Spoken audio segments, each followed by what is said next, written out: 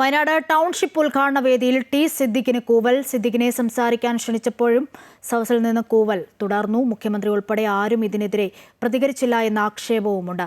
ഉദ്ഘാടന വേദി രാഷ്ട്രീയവൽക്കരിച്ചെന്ന് ഉദ്ഘാടനത്തിന് ശേഷം ടി സിദ്ദിഖ് ആരോപിച്ചു. വയനാട് ദുരന്തബാധിതരെ ചേർത്ത് പിടിക്കുന്ന സർക്കാരിന്റെ അഭിമാന പദ്ധതിയായ ഒന്നാംഘട്ട ഉദ്ഘാടന വേദിയുടെ ശോഭ കെടുത്തുന്നതായി ടി സിദ്ദിഖ് എംഎൽഎക്കെതിരെയുള്ള കൂവൽ. സ്വാഗത പ്രസംഗത്തിൽ ടി സിദ്ദിഖിന്റെ പേര് പറഞ്ഞപ്പോൾ തന്നെ സദസ്സിൽ നിന്നും നിർത്താതെയുള്ള കൂവൽ തുടങ്ങി. ബഹുമാനപ്പെട്ട എംഎൽഎ ടി സിദ്ദിഖിനെ യോഗത്തിലേക്ക് സ്വാഗതം ചെയ്തുകൊള്ളുന്നു.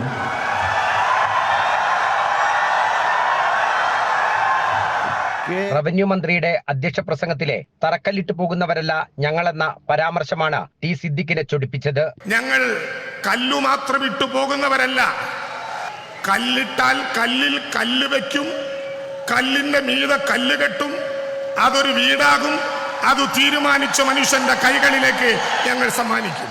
മുഖ്യമന്ത്രിയുടെ പ്രസംഗത്തിന് ശേഷം ടി സിദ്ദിഖിനെ സംസാരിക്കാൻ ക്ഷണിച്ചപ്പോൾ വീണ്ടും സദസ്സിൽ നിന്നും നിർത്താതെയുള്ള കൂവലുണ്ടായി. ബഹുമാനപ്പെട്ട കൽപ്പറ്റ എംഎൽഎ ശ്രീ ടി സിദ്ദിഖ് അവർകളെ സാദരം ക്ഷണിക്കുന്നു. പ്രസംഗം അവസാനിപ്പിക്കും വരെ കൂവൽ തുടർന്നെങ്കിലും മുഖ്യമന്ത്രി ഉൾപ്പെടെയുള്ള വേദിയിലെ ആരും ഇടപെട്ടില്ല. ഉദ്ഘാടനം കഴിഞ്ഞതിന് ശേഷമാണ് ടി സിദ്ദിഖ് ഇതിനെതിരെ നീരസം പ്രകടിപ്പിച്ചുകൊണ്ട് വേദിയിൽ നിന്നും പുറത്തേക്ക് വന്നത്.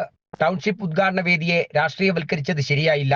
തറക്കല്ലിട്ട് പോകുന്നവർ എന്നുള്ള റവന്യൂ മന്ത്രിയുടെ പരാമർശം ഒഴിവാക്കാമായിരുന്നുവെന്നും സിദ്ദിഖ്. ഞങ്ങൾ എന്ന പ്രയോഗത്തിലൂടെ മന്ത്രി സർക്കാരിനെ ചുരുക്കുകയാണെന്നും സിദ്ദിഖ് പറഞ്ഞു. തറക്കല്ലിട്ട് പോകുന്നവരല്ല ഞങ്ങൾ എന്ന് പറഞ്ഞാൽ, ഞങ്ങൾ എന്നുള്ള പദപ്രയോഗം അവിടെ ഒരു ചുരുങ്ങുകയാണ്, സർക്കാരിനെ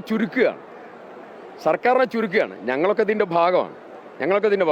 അപ്പോൾ സർക്കാരിനെ ചുരുക്കുന്നത് ഒരു നെഗറ്റീവ് പൊളിറ്റിക്സ് ആണ്.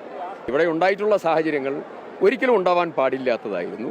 അതിൽ സർക്കാർ ഇനിയെങ്കിലും അത്തരം കാര്യങ്ങളിൽ ജാഗ്രത പാലിക്കട്ടെ എന്നുള്ളതാണ്.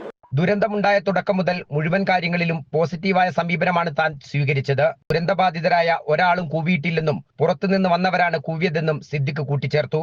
അടുത്ത സർക്കാർ UDF ആണെങ്കിൽ ഞങ്ങൾക്ക് ഇവരുമായും ഇക്കാര്യത്തിൽ ആശയവിനിമയം നടത്തേണ്ടി വരില്ലേ എന്നും സിദ്ദിഖ് ചോദിച്ചു. ദുരന്തബാധിതരോട് സംസാരിച്ചാണ് ഒടുവിൽ സിദ്ദിഖ് വേദി വിട്ടത്. MM Ragesh, Amrita News, Wayanad.